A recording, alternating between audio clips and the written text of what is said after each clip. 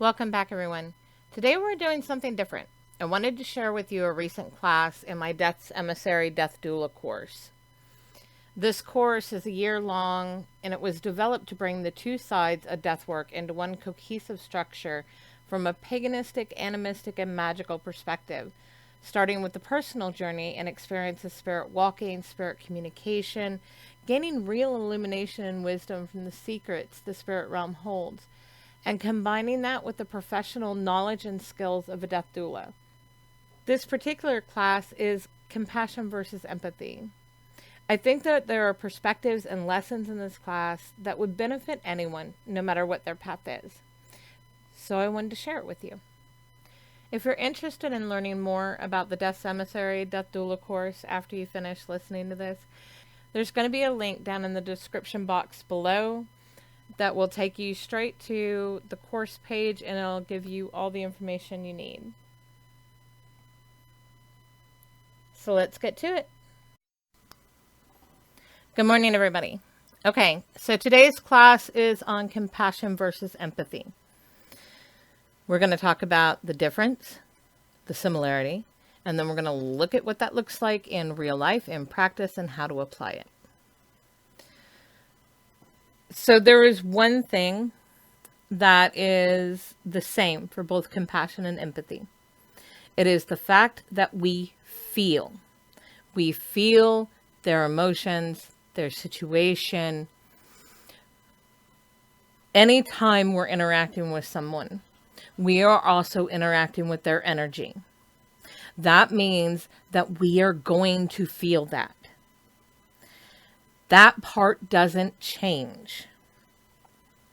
What changes, the difference between compassion and empathy, is separation. Knowing what is your feelings and their feelings. Not taking, so when we talk about empathy, empathy is taking that all in. It is making their feelings our feelings. It's making their situation our situation. And we may have gone through a similar situation. We may have had even a, identical looking situation. But we are very different people with very different backgrounds. So the way that you respond to that situation and the way that I respond to that situation may be very different. So there needs to be separation there. This is where we get into compassion. Compassion isn't that we're not feeling all of it. We feel all of it in compassion. What we are doing is separating. We are knowing what is ours and what is theirs. Just because we've been through, maybe it's even the same event. We went through the same event together. But what happened to me in that event, through my own perspective, and because of my perspectives, I can come out with very different feelings than you, or a very different perspective than you, and vice versa. So I can hold compassion and understanding because we went through a same event, but I'm also separating. I'm not making my feelings your feelings. I'm not making that assumption that you were impacted in the same way that I was impacted. When we're dealing with somebody that is dying, and I know we have two different conversations going on within this. We're talking about death emissary work, but recently there has been a lot of conversation when it comes around suicidal and depressive people. So I'm going to kind of blend both those conversations into here. The structures and the tools are the same. The understandings are the same. Our approaches are what is different.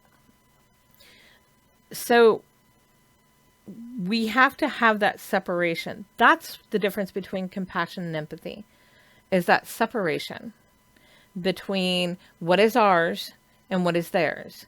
Empathy makes it yours. What you're feeling from that person And then your own perspectives and assumptions of that other person, and that's what you're projecting back to them based on your own feelings. So when we talked about boundaries, that we create boundaries in order to protect us, but also to protect other people from us. You're going to see that in here. I'm going to give you some real examples of that. So that's the difference. That's the place. Compassion and empathy are both feeling the other person's energy. We're feeling their emotions. We're feeling what they're feeling. The difference is compassion takes into account and uses the separation. We are conditioned to fix things. When we see somebody hurting, we want to take away the hurt. When we see something broken, we want to fix it. We've talked about this. You cannot fix another person. They have to do that on their own. We're going to talk about, again, we can guide, we can hold space, we can walk with. We cannot change them. The only thing that we as an outside person could do, and this happens quite often when people are trying to fix, you can force outer change through negative manipulation, through fear, and through control tactics. But that does not change them. It does not create transformation within them. It creates damage. So in that, we are crossing a boundary and we are creating damage in another person intentionally.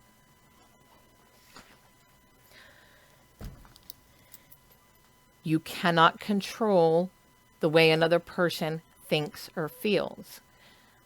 You may not understand it. It may not make sense to you because you're not them. At that point, that's where we get into those conversations. That's where we're, taking the step of witness and guide.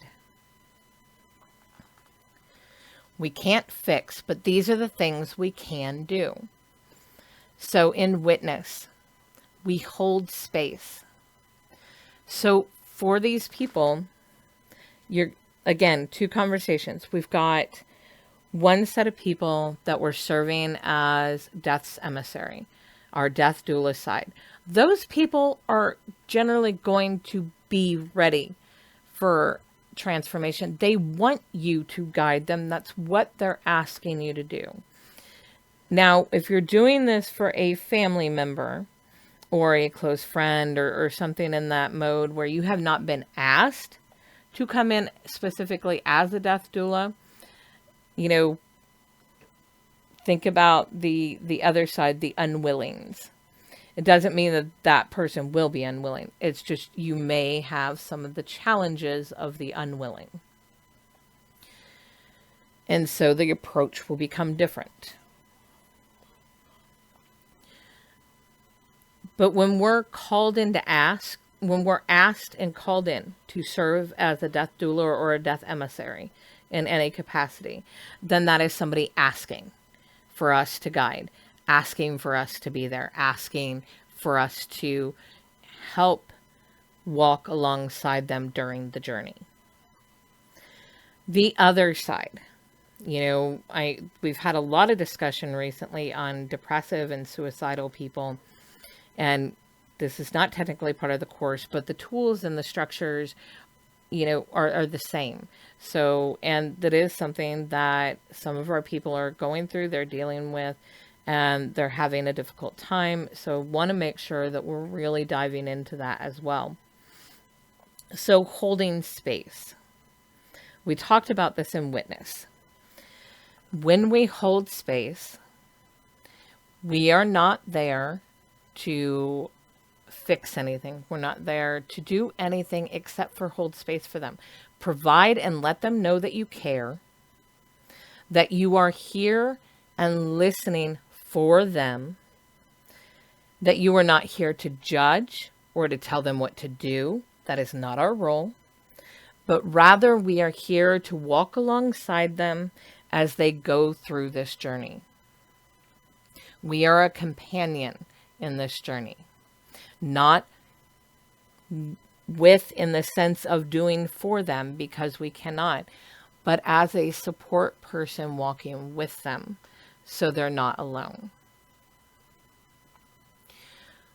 We can guide when we're asked. And we've talked about the differences, but we'll touch on them again. The difference between a teacher and a guide in our society and the way that we are conditioned to look at those things. Both of them gives us information, structures, tools, and exercises in order to do something. The difference between a teacher and a guide is a teacher is telling them what to do with that information. They're giving them instructions and, do A, B, C, and then you get this result. A guide doesn't, because we know that everybody is not the same. We are giving them information. We are giving them structures. We're giving them tools and exercises. But we're doing it so they can take those things, and as we're giving the various perspectives and ideas of them, it's giving them the ideas and places to start in order to find what works for them. What is the right way for them, for their individual person, where they are at right now, and where they want to go, whatever that movement looks like. There's a big difference between teacher and guide. We, as Death's Emissary, and for me as a person in general, we guide. Because it's not for me to say what is the right way for you. When we started at the very beginning, you did your personal journey. There's a reason why you had to do the personal journey first. Because yes, I gave you structures, I gave you tools, I gave you exercises, I gave you the things that I have found to be the most effective and the quickest ways in order for you to have personal experience. And we're constantly talking that personal experience is necessary. Because as a guide, that's what we're sharing with them. We're not telling them how to do something. We're telling them how we did something and what was the effect for us. That part's important. So when we guide, like I said, generally in a death emissary, you are asked in. They want you there. And they know that this is a guiding situation where you're walking with them and helping them through, their transformation, their death, whatever that transformation looks like, whether it's with our dying or whether it's the other transformation modes that we've talked about. So it's going to be a little bit of a different relationship. They're going to be more apt to want to do the work. They're going to want to walk the journey. The other side of that are unwilling. And this doesn't just apply to the situations that you guys have been touching on recently, but it also applies in spirit form. So when we're doing Death's Emissary work inside the well, or when we're doing Death's Emissary work with a spirit of some sort, our dead that are stuck or challenged, they're the unwilling. They can be unwilling because they're not asking us to come in that way, but something has brought them to us, and so we're dealing with it. Somebody that is a family member that's depressive or suicidal, a spirit that's inhabiting in a place that, is trapped there and needs to move on and do its journey to the well. These are all can be unwillings. When we talk in the context of an unwilling, our approach changes. Again, you cannot change or fix someone. You cannot do this work for them. You cannot do their transformative work that they have to do for themselves. You can only walk with them. So first of all, you have to accept them for who they are and where they are without judgment of who or where you want them to be. These are not going to be easy. Switching from a place of empathy to compassion is really hard. It's going to take practice and it's going to take time. But when I say accept them for who they are and where they are right now, most of the time when we're confronted with unwilling, we know what is possible. We know what they could do. We know the benefits and the wondrous things that come through these transformations. But they don't. And maybe they haven't experienced what you have experienced. And it's kind of like when we talked between presence and future thinking. Same kind of thing applies here, where we need to be present in the present, not I can do this and this and this and get them to this point. Or even if you take the guiding approach, I can guide them through down this path and I have them do these things and they have these experiences and it's going to help. It's a really great idea. But first you have to be with them in the present. Because your initial thought of where they need to go, maybe they don't need to go there.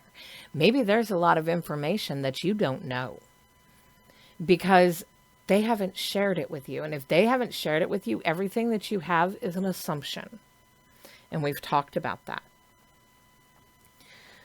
So you need to accept them for who they are and where they are right now. When we're talking of spirit that's stuck, you need to meet it where it is and how it is in the moment, not where we want them to go.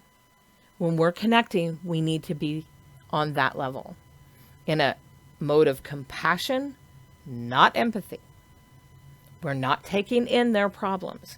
We're not taking in their lostness. We're just trying to be with them and understand it from their perspective, giving them the space, holding space to allow them to share that. And knowing that we are creating this holding space as a safe place for them to do that without judgment from us, without judgment from the outside, just being able to express. Same thing goes for the living. Whether it's the living that's having problems, whether it's the living that is starting a transformation journey or going through the grieving process or are dying. Accept them for who they are and where they are without judgment of who or where you want them to be. Be present with them. Stop forward thinking them. Next, walking beside them and standing witness.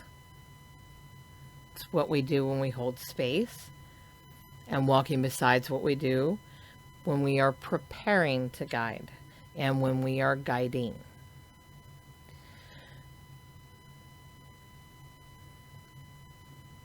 The third one, we want to keep clear separation of feelings and roles. We guide, we do not teach. We walk with, we do not have them follow. This is their journey. This is what they need to do for themselves. If they do not do the work themselves, there is no transformation or change. You can get surface level change, sure, but that's not going to last, And it's only going to cause damage because you're making them create a schism within themselves and splitting themselves so they can give you the outward thing that you want and that you want to see in them. But inside, they're still the same. This is not our work.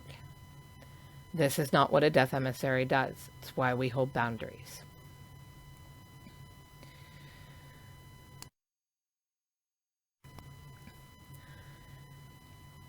So let's talk about this with a depressive or suicidal person, since that has been a huge topic the last couple of weeks, and for some people in private conversation for a while. When we are talking about depressive and suicidal people, or people that are not ready, when they're in denial phase. Like I said, as a death emissary, we're generally not called in denial phase. But if you're working with somebody that's close to you, you may see this in denial phase too. We know the steps that they need to go through. We know tools and structures and ways to help them. We've been learning about all this over the last year. But that does not mean that that is what, they specifically need. First, we need to know where they are. And so when we're talking with a depressive suicidal person, if you come after them with the mindset of you need to do this, you need to do this, you need to do this, and they generally, a person that has gotten to that point that is depressive, and then especially for our suicidal people, they already feel like they're failing. They already feel like they're not doing right. They can't do right. Everything that they touch messes up. These are the things. These are very common thoughts for these people. And so they're at a giving up point. If you come at them from a space of, okay, well, you need to do this and this and that, all they're hearing is more things they're going to fail at. They're hearing your expectations. They are hearing what you think needs to be done to correct their problem. And they're going to be feeling like, I'm going to fail at all this. This is just worse. And you can actually push them to the point of moving into their act, or moving deeper into the depression, or moving deeper into the denial. That is why we hold space first. We hold space. And we hold space until they're ready to take the next step. It's just about us letting them know that we care. We care, and we are here, and we are being present with them. That we are listening to them. That is our only job in holding space, is to listen and be present. And sometimes that is enough to get somebody to really start to open up. Let them know and be honest about it. Don't judge. Your experience is not their experience. Your feelings and the way that you handled something is not the way maybe that they can do it. So don't judge. We judge ourselves, but we can't judge other people because we don't know all their inner workings. We only know what they share with us. We only know what we see, and then how we perceive that. We see them do an action, and we perceive that action, and we make it into something that, is how we feel about it and our perspective of it, but it may not be theirs. So that holding space is critical. That's how we build trust. It's how we get them to open up. It's how we get them to start thinking that about the fact that they want to move. They don't want to be in this space. They don't want to feel this way. When they get to suicidal and giving up points, it's because they don't see any other way. Holding space allows them the presence of somebody else and giving them the time to gain some courage to move. When they're ready, then we guide. It's why we have personal experience. It's why we went through personal experiences here, so we could help guide other people. Give them the tools, give them the structures, give them the things that worked for us. Not specifically what I gave you, but what you personally found to work for you. That's where the sharing that we talked about last week, why that was so important. Because it is through that sharing that we are allowing them to see how we dealt with it, what our struggles were within it, what we found challenging, what we found exhilarating, and what helped us in our transformations. We're not telling them that this is how they need to do it. This is how they need to walk. I never did that with any of you, because if I did, you would fail. You would fail because you are not me. You are you. And we take structures and tools and we experiment, we play with them to find what works for us. That's what we're encouraging them to do, is don't follow my way. Don't think that you have to do it the way that I did it. Let's find what works for you. Let's experiment and try some things. What draws you? What are your interests? How can we combine what's already in your life now, things that you already connect to and feel, and bring them into that process and make them part of it? So when we talked Mala technique, I taught you a very simple, quick way to condition the mind and the body to allow the soul to take over. Did not work for everybody. My way is the way that worked for me. It's worked for the majority of my students. But then you still have people that need to adjust it. They need to do different things. Some people needed, music, and some people needed, other kind of vibrational or setting aspects that help them better. That's what we want these people to do. That's why we guide, we don't teach. The words we choose when we do these things, when we are in compassion, not empathy. Our voice is very, very important. We've talked about this numerous times. Energy, vibration, emotion. Every word that comes out is sending a vibration and a frequency to somebody else. What our emotion is depends on how that's fueling. What kind of vibration are we sending? The word itself is going to impact that person. And we talked about language. Language is difficult. I could say something that to me, this word means this. But to somebody else, because of their history, their perspectives, how they've heard and have associated that word, could mean something completely different. This is why when we're communicating, we need to ask. Don't make assumptions. If somebody says something to you and it triggers you, or it makes you have a visceral or emotional reaction to it that doesn't seem like what it should have been intended, I mean, they're just talking to you, then tell them. Let them know and be like, how do you mean this? Ask it back to them. A lot of our conflict happens in conversation because of words and language. Language is not universal. Even if you're all speaking the same language, English is not universal for every English speaker, because everybody uses all these slangs, and we have taken terms and have distorted them and made them something else. So get comfortable with asking. Get comfortable with, saying back what you heard, being like, okay, this is what I heard. Is this what you meant? And that gives them the opportunity to make any clarifications.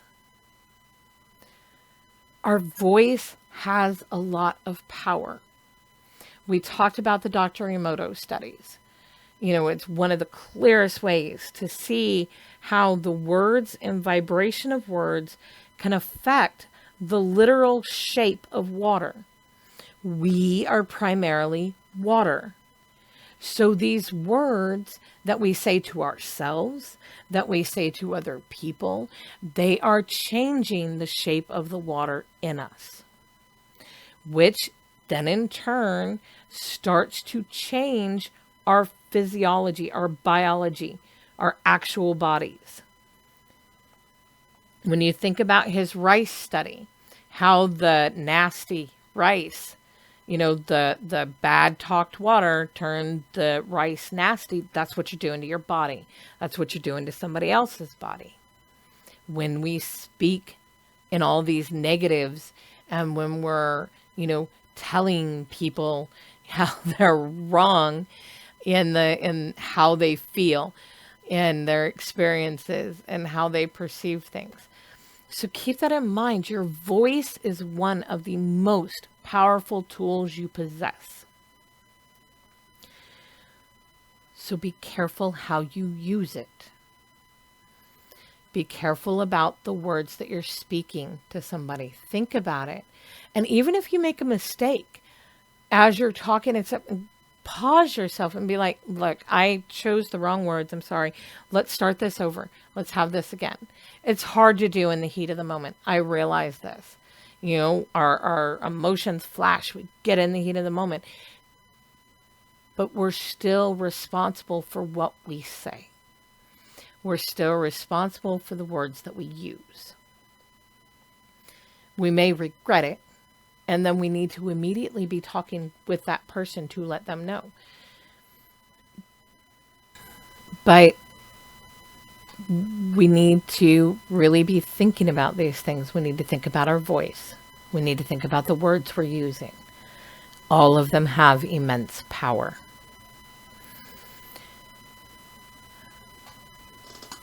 Our words have the power to heal, to help them through their tower, if we approach it from a place of love in the heart, not ego. Ego is the belief that you can fix or change someone. Ego is that you know what they need best based upon your own perspective and ideals. Ego is knowing that your way is the right way. Ego is knowing that you know what they are going through and feeling. These are all aspects of negative ego. Because we don't. We only know what they're sharing with us. We only know what we've witnessed, but we've only witnessed that from our perspective. How many times have you done something and somebody else has perceived it one way, but your thought process and your emotions and the way you were thinking about it at the time of the act, not in hindsight, not in reflection, but at that specific time of act, was probably different. Because we're not the same. We're not supposed to be the same. We're supposed to be here having our own experiences and building from that and adding to our ancestral soul and pulling from our ancestral soul. It's not just the experiences of now. It's all the lives our soul has lived. That all comes into play. When we were talking about aspects of healing shadow and healing ancestral, not all fears, not all perspectives come from this lifetime. We carry them over in our soul until we heal them. And I know that there's a couple of people that have literally had to go through that work this year, where they identified something, a fear that they deeply had that, made absolutely no sense because they really didn't have a event or a history that would have created this fear, because it was an ancestral soul fear. And when they started to heal that, then they started to heal themselves. So don't judge. Don't make assumptions. Have conversation. Give them space of silence. Get comfortable with silence. When we talked about being witness, holding space, it may be that you sit there for days just holding somebody's hand, not talking, them not talking. They don't need that. They just need somebody to be present with them, hold their hand so they don't feel alone. There are times that they're going to need this. Our dying especially. They need time to be in their head. They need time to be thinking through. And especially if they're doing the work, think about how much time it has taken you to process some of your own personal experiences through this. And your own personal experiences through life in these capacities. We need that inner reflection time. We need that time to be silent and just allow our soul, our brain, our body to work through things. Again, another conditioning of our society. We feel like we need to fill the silence with words. They call it uncomfortable silence. It does not have to be uncomfortable silence. Silence is important. It's in silence that we connect to our soul. It's in silence that we are giving it space to be present and at the forefront, and for all of its information to come in and to flow through us. It's giving somebody else a chance to speak when they're ready. It is really hard to do compassion versus empathy. It's really hard to walk the road of witness because we're conditioned to fix. We're conditioned to want to help. And these aren't bad things. It turns bad an approach. Are we coming from this from a space of negative ego, or are we coming from a positive? Not all ego is bad. We have negative and positive, just like everything else. Everything sits in a duality. And every duality holds negatives and positives. It's what we choose to use, how we choose to use it, and in what measure is going to determine the outcome.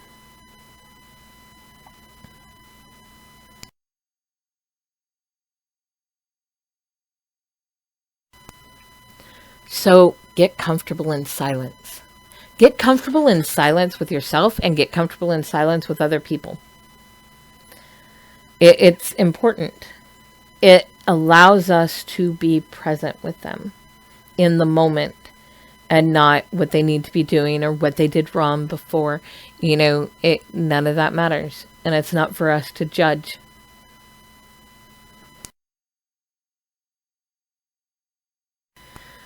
So I know we've got a lot of discussion to have after this in our private discussion. But I did want to touch on a couple of things to think about. The transformation is theirs, not ours. It's not our transformation to go through, it's their transformation to go through. That's why we're guiding. We're not here to tell them what to do. We're not teaching. We're not giving them instructions and telling them you got to do this and this and this and this. We are walking with them. We are helping give them ideas and perspectives and tools and structures, things that may help them, things to help them get started, places to start that exploration, these kinds of things. But it's their journey. You cannot do the work for them. They have to want to do it, and they have to do it on their own. Everything else, we're holding space. We're not guiding, we're holding space. When they're ready and they want to move, we are guiding. The transformation is theirs. They're going to shape that transformation however they want, however they need to do it for them. The how is going to be very, very different for each person. Each of your dying is going to go through that process completely differently because they're different people. But it's the result that we're after. Doesn't matter the changes and steps or how they have to maneuver through the different steps and places they need to do in order to get to the transformation. The transformation is our goal. That's our focus. That's where we're trying to help guide them towards that and what could help them with that. Again, boundaries are not just to protect us, but also to protect other people from us. The suicidal person was a great example because we have boundaries. I specifically have some certain boundaries in those that touch on those kinds of areas and govern those areas. And it's not just to protect me. It's not to keep that separation and stay in compassion. But it's also to protect them, because if I start telling them what to do, if I start telling them where they're failing, if I start doing these things, that's pushing them deeper. I'm doing more damage. If I'm telling them, oh, all you need to do is this and this and this, then I am belittling everything that they may have already tried doing all of that and failed at it. So now I just made them feel like a bigger failure. Boundaries. Boundaries are important. They're to protect us, but they're also to protect people from us.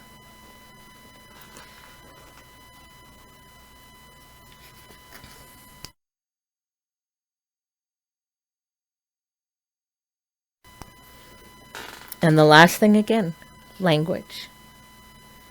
Don't assume they understand what you're talking about. Make sure, even if they're not asking back, because most people won't. Let's be honest, most people are not going to take that, moment to be like, did I understand this right? Or were you meaning it in this way? Most people aren't going to do that.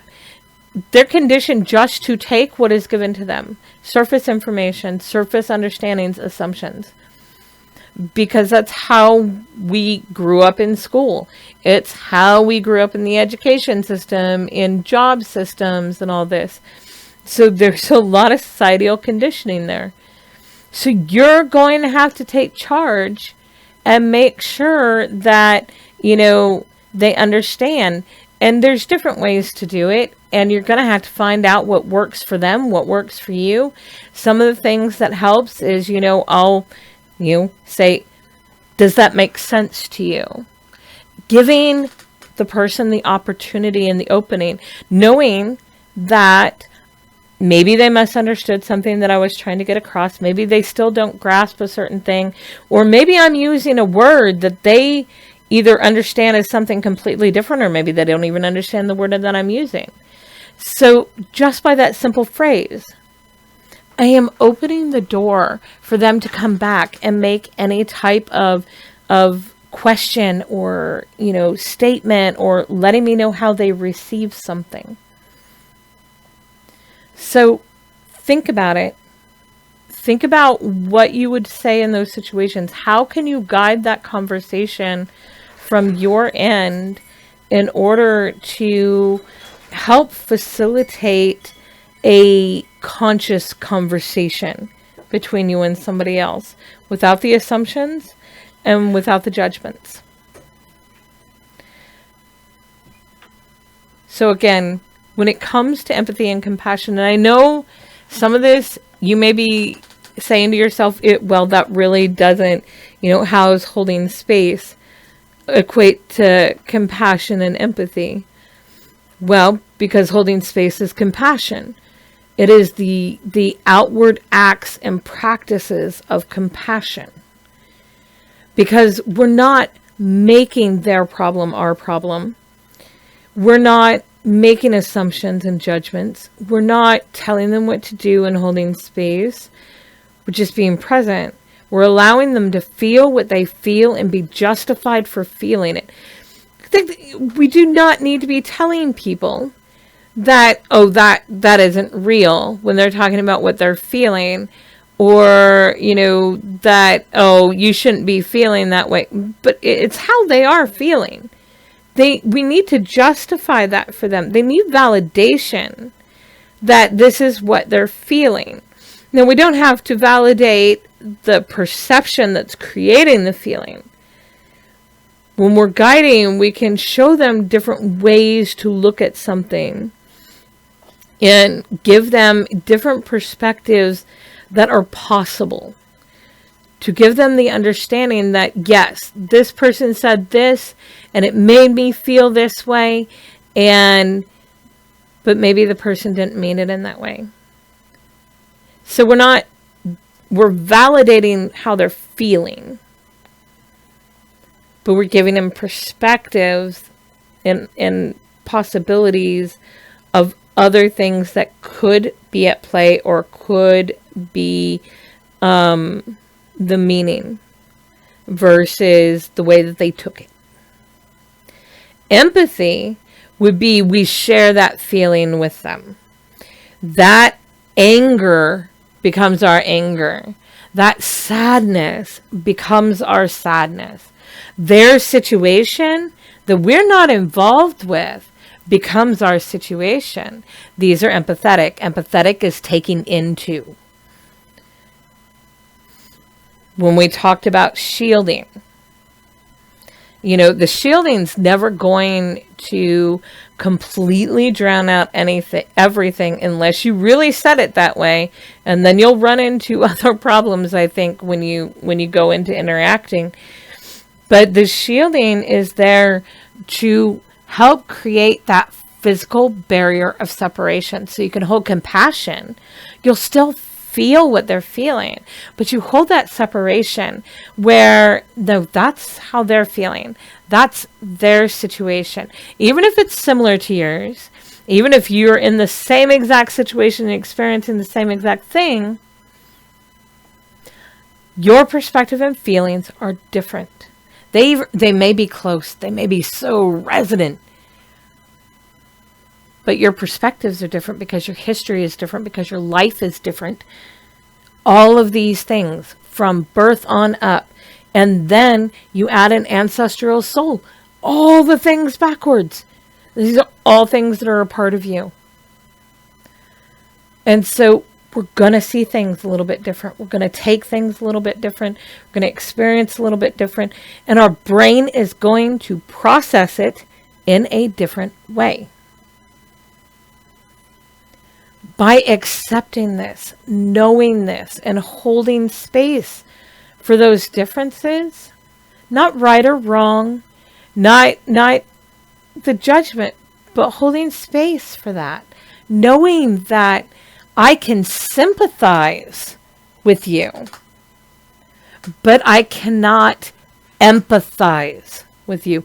Empathy means I'm making your problem my problem, and it's not. Sympathizing, I can understand from my perspective because I've been through something similar. And that opens the door for sharing. We can share our experience with them and what helped us and what got us through those moments. And they can share. That opens the gate.